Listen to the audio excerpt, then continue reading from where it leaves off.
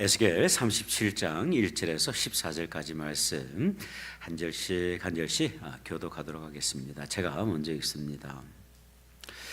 여호와께서 권능으로 내게 임재하시고 그의 영으로 나를 데리고 가서 골짜기 가운데 두셨는데 거기 뼈가 가득하더라.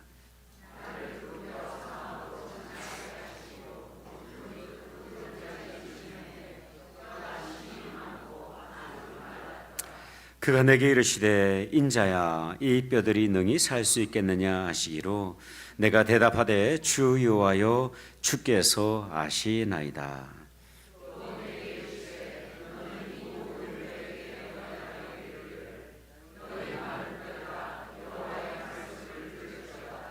주 여호와께서 이 뼈들에게 이같이 말씀하시기를 내가 생기를 너희에게 들어가게 하리니 너희가 살아나리라.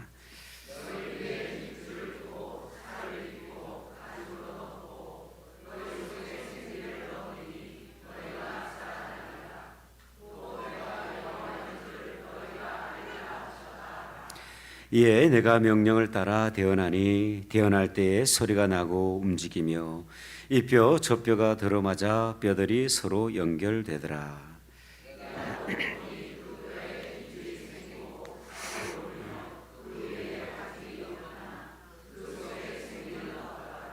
또 내게 이르시되 인자야 너는 생기를 향하여 대언하라. 생기에 대언하여 이르기를 주 여호와께서 이같이 말씀하시기를 생기야 사방에서부터 와서 이 죽음을 당한 자에게 풀어서 살아나게 하라 하셨다 하라.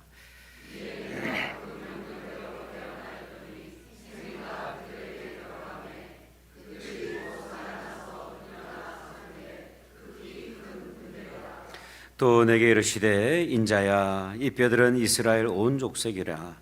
그들이 이르기를 우리의 뼈들이 말랐고 우리의 소망이 없어졌으니 우리는 다 멸절되었다 하느니라.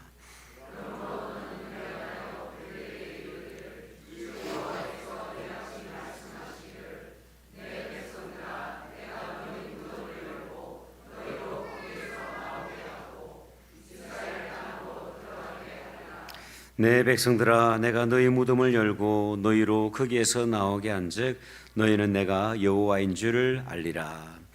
내가 또 내 영을 너희 속에 두어 너희가 살아나게 하고 내가 또 너희를 너희 고국 땅에 두리니 나 여호와가 이 일을 말하고 이룬 줄을 너희가 알리라. 여호와의 말씀이니라. 아멘. 자리에 앉으시겠습니다.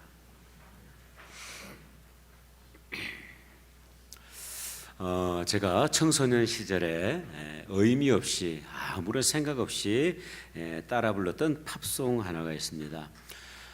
그룹 바니 M이라는 이 그룹이 불러서 참 많은 사람들이 사랑을 했던 이렇게 By the Rivers of Babylon이라는 노래예요. 아마 팝송을 좋아하시는 분들은 이 노래를 이렇게 아실 거라 생각이 되어지는데 가사를 잘 몰랐던 저는 이렇게 따라 불렀던 기억이 있습니다. 다들 이불 개고 밥 먹어 By the rivers of Babylon 이건데 못 알아들으니까 다들 이불 개고 밥 먹어 그러면서 보냈던 기억이 있습니다. 근데 여러분 세월이 지난 어느 날 이 노래는 의미 없이 불러서는 안 되는 찬양이었다는 것을 제가 알게 되었어요. 왜냐하면 이 노래는 그 옛날 이스라엘 백성들이 이 바벨론 포로로 잡혀가서 슬픔 가운데 과연 우리에게 소망이 있을까라고 하는 슬픔의 탄식을 가지고 불렀던 노래이기 때문에 그래요. 이 배경이 바로 시편 137편인데요. 137편 1절에서 4절을 보면 이렇게 기록이 되고 있어요. 우리가 바벨론의 여러 강변 거기에 앉아서 시온을 기억하며 울었도다. 그 중에 버드나무에 우리가 우리의 수금을 걸었나니 이는 우리를 사로잡은 자가 거기서 우리에게 노래를 청하며 우리를 황폐하게 한 자가 기쁨을 청하고 자기들을 위하여 시온의 노래 중 하나를 노래하라 하미로다. 우리가 이방 땅에서 어찌 여호와의 노래를 부를까 그렇게 탄식을 합니다. 포로 생활 가운데 있던 그들은요 바빌론에 있는 여러 강변에 앉아서 고향을 추억하며 눈물의 노래를 부르는 거예요. 더 안타까운 사실은 뭐냐면 그 땅의 바빌론 사람들이 그들로 하여금 강제로 노래를 하라고 합니다. 그들로 하여금 수금을 켜서 노래 부를 것을 강요하고 있는 것이죠. 이에 이 이스라엘 백성들은 탄식하며 이렇게 노래합니다. 우리가 이방 땅에서, 이 패역한 땅에서 어찌 여호와의 노래를 부를 수 있겠는가. 여러분, 사실 이것이 오늘 본문의 배경입니다. 어떤 사람들은 이미 바벨론 포로로 잡혀갔고요, 어떤 이들은 이제 곧 포로로 잡혀가게 될 것입니다. 성전은 무너졌고 성전의 예배는 중단이 되었고 기근은 시작이 되었고 가족들은 흩어졌습니다. 설상가상으로 그들은 하나님의 임재를 느끼지 못하고 있어요. 환경은 절망스러워도 정말 그들이 하나님의 손길과 하나님의 임재를 느끼고 있었다고 한다면 소망 가운데 찬양을 할 수 있었을 텐데, 그런데 그들의 마음은요 하나님으로부터 버림받을 듯한 절망 가운데 있었던 거예요. 실제로 그들은 하나님의 심판 가운데 있었습니다. 이 에스겔서를 보면 본문 이전까지 이스라엘 향한 심판들이 예언되고 있는 것을 쭉 볼 수가 있어요. 뿐만 아니라 이 이스라엘 주변에 있던 여러 열방을 향한 하나님의 진노와 심판을 예언하고 있어요. 그래서인지 몰라도 이 에스겔 성경은요 다른 어떠한 성경보다도 깊은 무거움과 깊은 침묵이 흐르는 것을 볼 수가 있습니다. 여러분, 오늘 본문을 보면 하나님께서 이 절망의 끝자락에 있던 이스라엘을 향하여서 회복의 소망의 메시지를 주십니다. 본문을 보면 하나님께서 이 에스겔 선지자를 환상 가운데 어느 깊은 골짜기로 인도하십니다.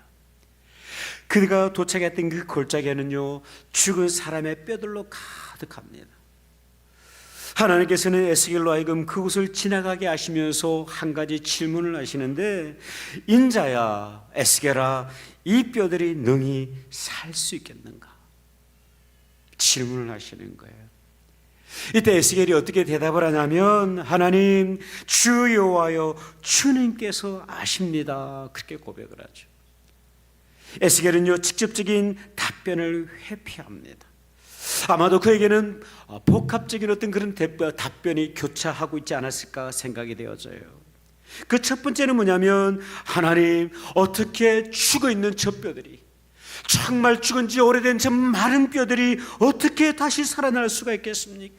불가능합니다 라고 하는 답변이 있었을 거예요. 두 번째는 인간적으로는 불가능하지만 그러나 하나님께서 하시면 하실 수 있습니다 라고 하는 그런 답변이 있었을 거예요. 여하튼 도저히 이해할 수 없는 어떤 직접적인 답변을 회피한 이 에스겔의 대답을 들으신 하나님께서는요 이스라엘을 향한 회복의 메시지, 소망의 메시지를 선포하십니다. 이미 죽어버린 오래된 뼈들, 더 이상 희망이 없고 소망이 없어 보이는 이스라엘이지만 여전히 그들에게 회복의 소망이 있음을 말씀해 주시는 거예요. 여러분, 우리도 비슷한 오늘을 살아가고 있습니다. 이스라엘처럼 나라를 잃고 성전이 무너지지는 않았지만 우리는 사실 이 자유 속에서 오히려 방황하는 시대를 살아가고 있습니다. 박해가 없기 때문에 힘을 잃어버리고 있어요. 박해가 없어서 오히려 영적으로 방황하는 시대 아닙니까? 교회의 교회담을 잃어가고 있어요. 예배도 있고 말씀도 있고 기도도 있고 찬양도 있지만 그 구원의 감격을 잃어버린 지가 참으로 오래되었습니다. 신앙의 형식은 남아있지만 이렇게 생명력을 잃어버린 그런 시대, 자그마한 고난에서도 소망을 잃어버리는 시대, 마치 마른 뼈와 같이 바짝 말라서 은혜의 감격을 상실한 채 오늘을 살아가고 있는 것이죠. 그러기에 우리에게는 꼭 회복의 은혜가 필요합니다. 그렇다면 여러분, 과연 이 회복은 어디에서 시작이 될까요? 이 이스라엘 향하여 회복을 선언하신 그 하나님의 음성을 통해서 오늘 저와 여러분이 이 교회 공동체가 어떻게 회복의 길을 걸어갈 수 있는지 우리가 말씀을 통해서 한번 조명해 보기를 원합니다. 첫 번째, 우리의 회복은요, 하나님의 말씀을 진실로 듣는 것에서 시작이 됩니다. 여러분, 우리 다 같이 본문 4절의 말씀을 함께 읽어보도록 하겠습니다. 시작. 또 내게 이르시되 너는 이 모든 뼈에게 대언하여 이르기를 너희 마른 뼈들아 여호와의 말씀을 들을지어다. 아멘.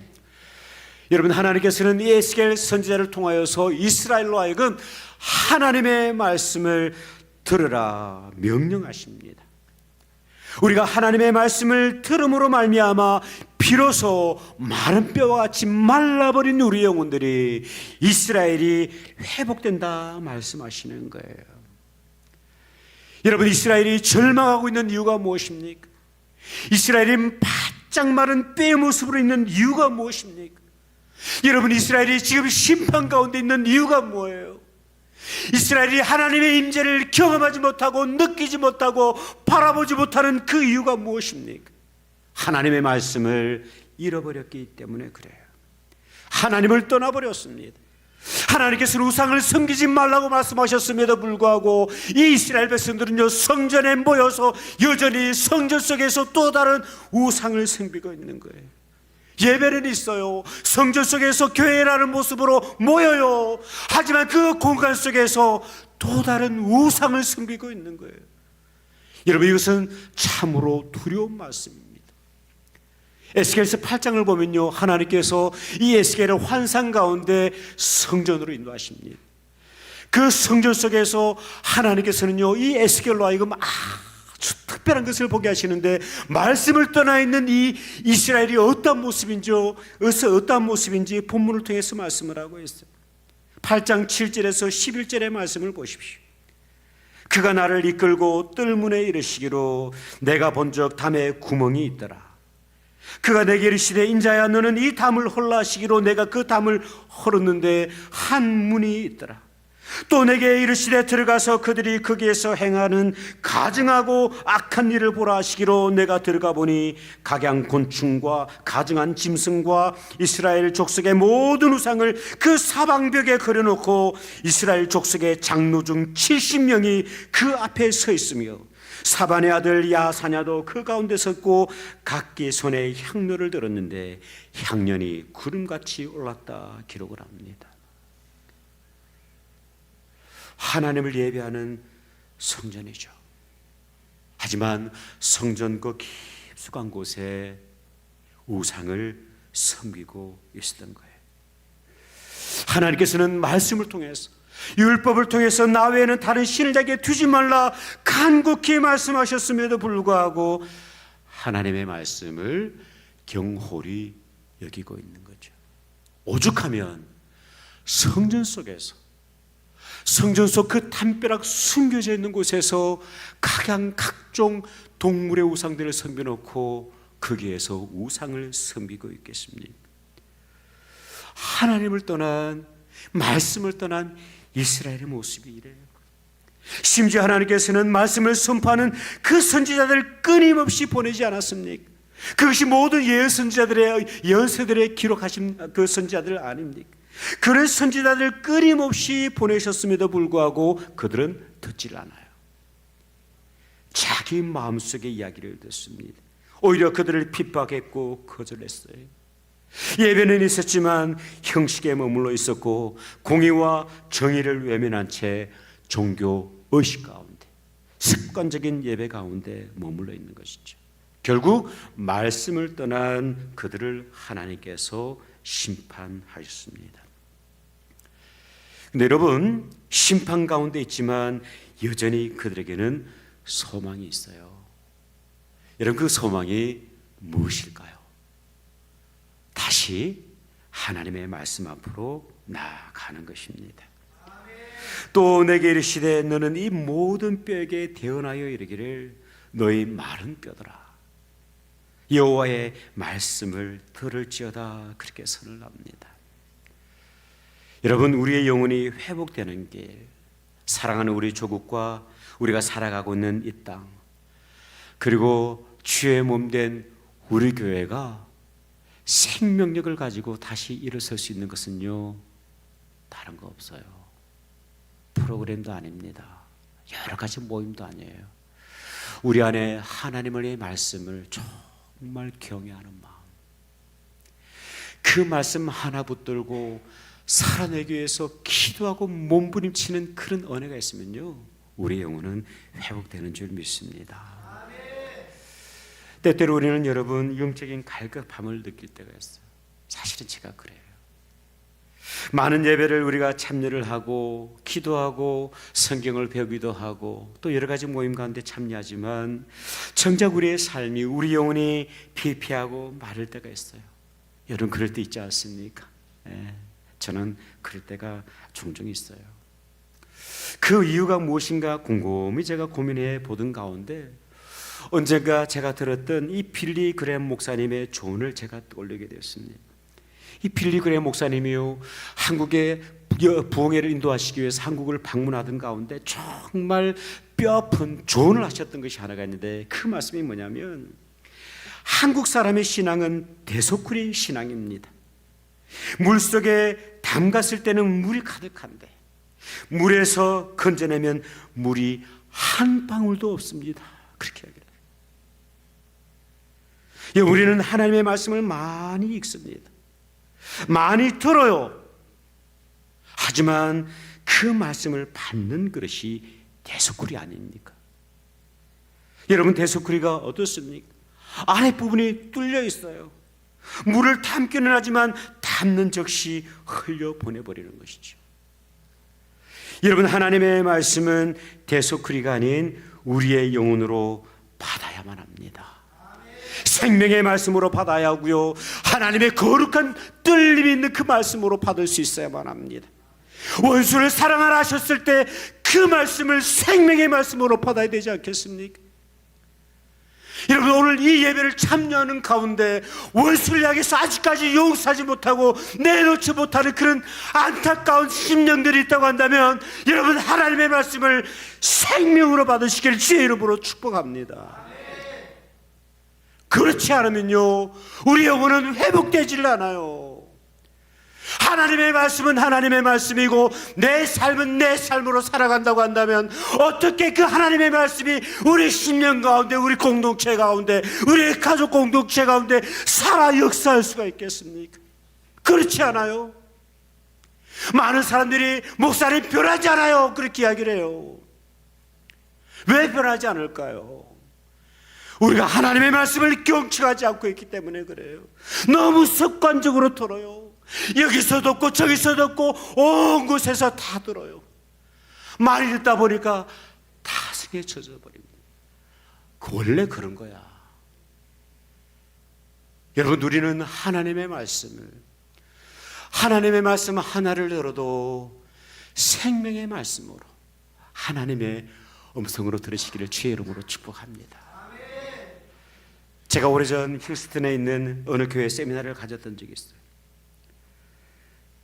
그 교회는 예배가 공식적으로 주일 예배 하나밖에 없어요. 수요 예배 없어요. 금토 철학기도 없어요. 새벽기도 없어요.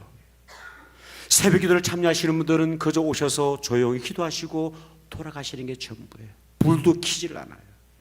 오직 주일 예배 한 번이 전부예요. 그런데 교회가 성장을 하는 거예요.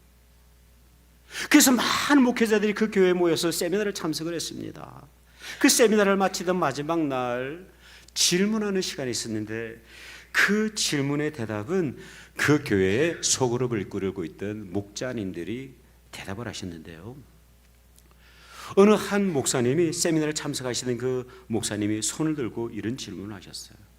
사실은 제가 질문하고 싶었던 거였는데 수줍음이 많아서 질문을 하지는 못했는데 그 목사님이 질문하시는데, 이 교회에 말씀이 부족하지 않습니까?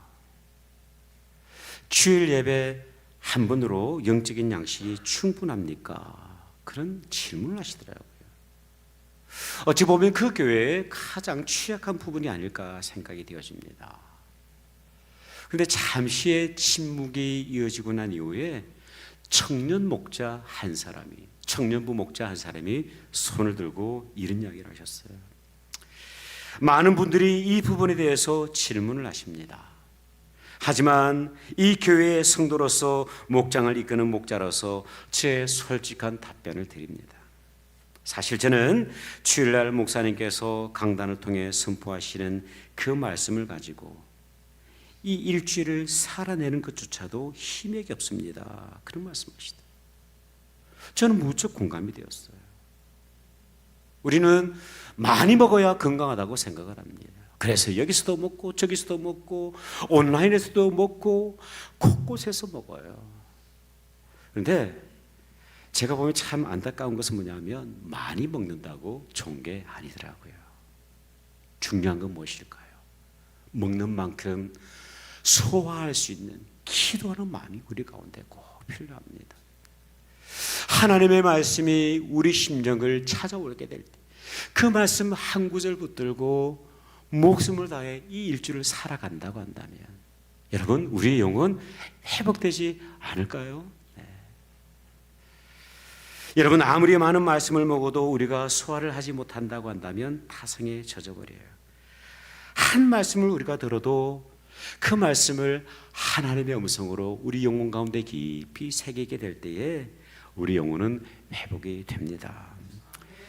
요한복음 5장 25절에서 예수님은요 이렇게 말씀을 하셨어요. 진실로 진실로 너희에게 이르노니 죽은 자들이 하나님의 아들의 음성을 들을 때가 오나니 곧 이때라. 듣는 자는 살아나리라. 두 번째 회복은요 성령의 충만함에서 시작이 됩니다. 우리 다 같이 5절과 6절의 말씀을 함께 읽어보겠습니다. 시작. 주 여호와께서 이 뼈들에게 이같이 말씀하시기를 내가 생기를 너희에게 들어가게 하리니 너희가 살아나리라. 너희 위에 힘줄을 두고 살을 입히고 가죽으로 덮고 너희 속에 생기를 넣으리니 너희가 살아나리라. 또 내가 여호와인 줄 너희가 알리라 하셨다 하라. 아멘. 하나님께서는요 이 에스겔로 하여금 죽은 뼈들을 향해서 선포하게 하셨습니다. 하나님께서 생기를 너희에게 들어가게 하리니 너희가 살아날 것이다. 이로 인하여 내가 여호와인 줄 너희가 알 것이다 말씀하셨어요. 여기서 생기란 히브리어로 르아흐라고 하는 단어인데요 숨, 호흡, 생명, 바람이라는 뜻을 가지고 있습니다. 창세기 2장 7절을 보면 하나님께서 이 아담과 하와를 창조하실 때 생기를 불어넣어 주시잖아요. 그때 그 생기라는 단어로 표현된 것이 바로 루아흐라고 하는 단어입니다. 하나님께서 이 생기를 불어넣어 주셔서 아담과 하와가 생명이 된 거예요. 신약 성경에도 여러분 이와 아주 흡사한 단어가 있는데 푸뉴마라고 하는 단어입니다. 이 푸뉴마의 마에 가지고 있는 뜻이 뭐냐면 동일하게 숨과 호흡과 생명과 바람이라는 뜻을 가지고 있는데요. 이 단어가 신약 성경에서 한 가지 단어로 번역이 됐는데 그 단어가 뭐냐면 성령이에요. 생기는 바로 성령입니다. 여러분 성령은요 호흡이고 생명이고 바람입니다. 우리 영혼의 회복은 하나님께서 믿는 자들에게 부어주시는 성령, 우리에게 불어넣어 주시는 그 성령의 충만함을 통해서 우리는 회복되는 거예요. 요한복음 20장을 보면 부활하신 예수님께서 절망 가운데 두려움 가운데 소망 없이 그 갇혀있던 제자들에게 찾아오셔서 선물을 주시는데 그 선물이 무엇이냐면요 요한복음 20장 21절에서 21절을 보면 이렇게 말씀을 하고 있어요. 예수께서 또 이르시되 너희에게 평강이 있을지어다. 아버지께서 나를 보내신 것 같이 나도 너희를 보내노라. 이 말씀을 하시고 그들을 향하여서 숨을 내쉬며 이르시되 성령을 받으라. 주님께서는 우리에게 성령의 바람을 부어주십니다. 여러분, 우리의 영혼의 회복은요, 하나님께서 부어주시는 성령을 통해서 회복이 되는 거예요. 여러분, 이어지는 본문을 보면 참 인상적인 장면이 있습니다. 7절에서 10절의 말씀을 우리 다 같이 한번 읽어봅시다. 시작. 이에 내가 명령을 따라 태어나니 태어날 때에 소리가 나고 움직이며 이 뼈 저 뼈가 들어맞아 뼈들이 서로 연결되더라. 내가 또 보니 그 뼈에 힘줄이 생기고 살이 오르며 그 위에 가죽이 덮이나 그 속에 생기는 없더라. 또 내게 이르시되 인자야 너는 생기를 향하여 태어나라. 생기에 대하여 예언하여 이르기를 주 여호와께서 이같이 말씀하시기를 생기야 사방에서부터 와서 이 죽음을 당한 자에게 불어서 살아나게 하라 하셨다 하라. 이에 내가 그 명령대로 태어나였더니 생기가 그들에게 들어가매 그들이 곧 살아나서 일어나 서는데 극히 큰 군대더라. 아멘. 에스겔이 예언했을 때 놀라운 일들이 일어납니다. 여기저기서 소리가 일어나더니 말라있던 뼈들이 마치 퍼즐 조각처럼 연결이 되기 시작을 했어요. 그리고 그 뼈에 힘줄이 생겼고요, 살이 붙기 시작을 합니다. 그리고 그 살 위에 스킨이 덮여지기 시작을 했어요. 피부가 생겨지기 시작을 했어요. 비로소 사람 같은 사람이 된 거예요. 근데 여러분, 문제는 뭐냐면 여전히 생기가 없었습니다. 생명이 없었어요. 호흡이 없는 거예요. 이에 하나님께서는 에스겔로 하여금 다시 한번 예언할 것을 명령하십니다. 생기를 향해서 명령하시죠. 그리고 그 명령에 에스겔이 순종했을 때에 비로소 말라붙어 있던 뼈가 살아서 움직이기 시작을 합니다. 여러분, 육체가 있다고 해서 온전한 생명이 아니에요. 하나님의 영이 우리 가운데 있어야만 합니다. 하나님의 성령이 우리 안에 들어오게 될 때 비로소 그리스도인의 생명, 진정한 생명력을 가지게 되는 거예요. 그럴 때 비로소 우리는요, 참된 생명과 참된 회복을 경험하게 되는 것입니다. 비록 바벨론 강가에 불어오는 바람이 차갑고 때로는 쓸쓸하기도 하지만 그 성령의 바람이 불어오게 될 때 이스라엘은 회복이 되고 성전의 예배가 회복이 되고 우리의 영혼은요, 살아서 춤추기 시작하는 거예요. 성령의 은혜가 우리 가운데 필요합니다. 우리가 사랑하는 찬송가 가운데 빈들의 마른 풀같이라는 찬송이 있습니다. 저도 이 찬송을 참 좋아합니다. 너무나도 좋아합니다. 원래 제목이 뭐냐면 There shall be showers of blessing, 축복의 비를 내려주십시오, 성령의 축복의 단비를 내려주십시오 라는 그런 제목인데요, 이 찬양과 관련된 놀라운 이야기가 하나가 있습니다. 하워드 러드리치라고 하는 비행사가 있었어요.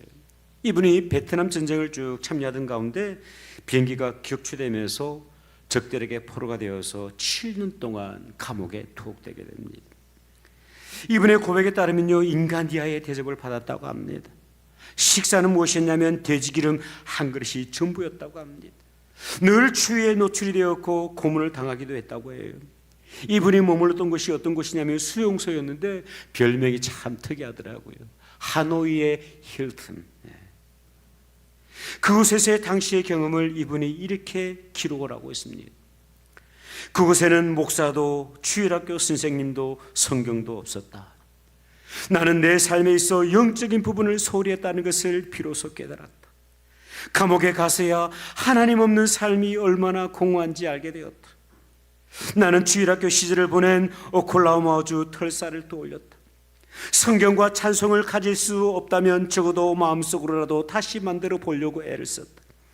어린 시절 배웠던 복음성가와 찬송가를 필사적으로 떠올리려고 했다. 처음 30여 곡은 비교적 쉽게 기억해냈다. 하지만 매일 새로운 구절이나 노래를 떠올릴 수는 없었다. 어느 날 밤 엄청난 폭풍우와 번개가 몰아쳐 모든 불이 꺼지고 수용소 전체가 암흑에 잠겼다. 나는 마음속으로 찬송가를 부르고 있었는데 어둠 속 수용소는 메아리처럼 울려 퍼졌다. 파도가 연이어 밀려오자 갑자기 나는 37번째 노래를 흥얼거리고 있었다. 완전히 잊고 있었던 노래였다. 빈들의 마른 불같이 시들어 있는 나의 영혼 가운데 주님께서 약속하신 성령을 이 감옥에 있는 나에게도 부어주십시오.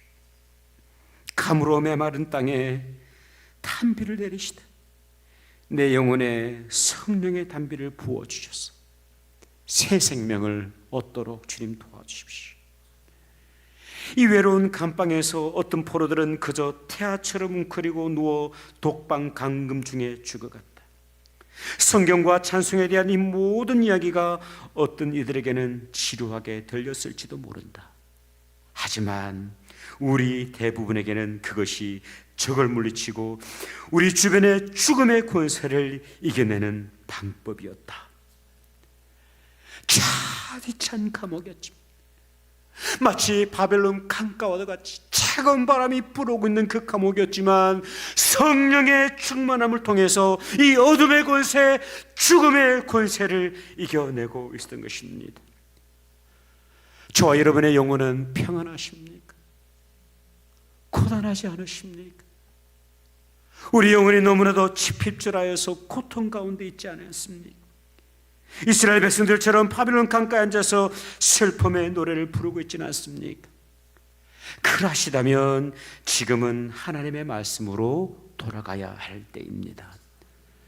하나님의 말씀을 우리 각자의 영혼 가운데 깊이 심을 때입니다. 그리고 성령의 충만함을 구할 때입니다.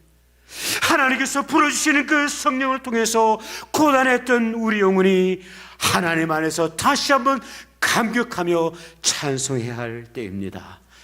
이 귀한 은혜를 통해서 절망의 끝자락에서 하나님께서 허락하신 그 소망의 노래를 부르시는 저와 여러분, 우리 모든 공동체 되시기를 주님의 이름으로 축원드립니다. 기도하겠습니다.